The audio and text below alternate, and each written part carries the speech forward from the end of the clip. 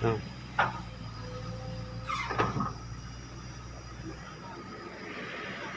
มาเฮ็ดเวียกอยู่แคมป์น้ำลิงของงานตอนกลางเด้องานสร้างงานนี้พูดจอมพูนี่ก็บ่แม่นง่ายบ่เนี่ย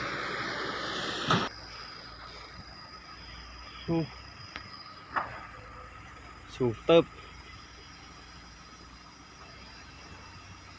คุณชัยจะขึ้นได้บ่เนี่ย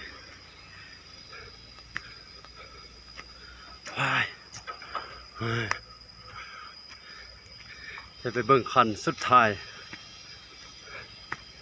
ตัดเอาลงให้ระดับเดียวบรรจงอยู่จะได้ดินจะไปทิ่มกันนะ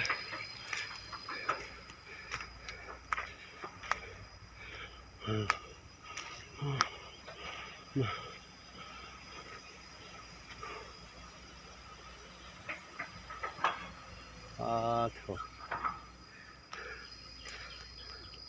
สั้นสุดท้ายแล้วเป็นหน่วยผู้เลย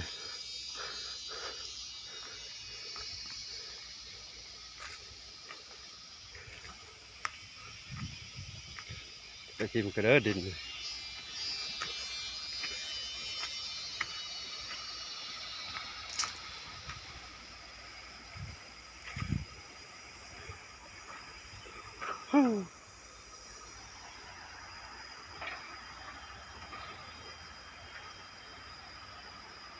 น่าจะลุม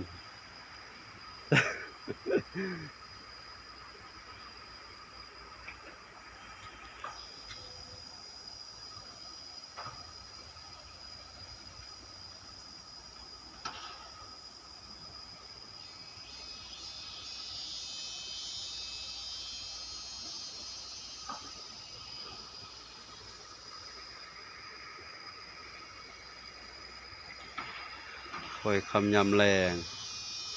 ที่เมืองเฟืองเด้อวิวสุดยอดนำลีกเด้อนี่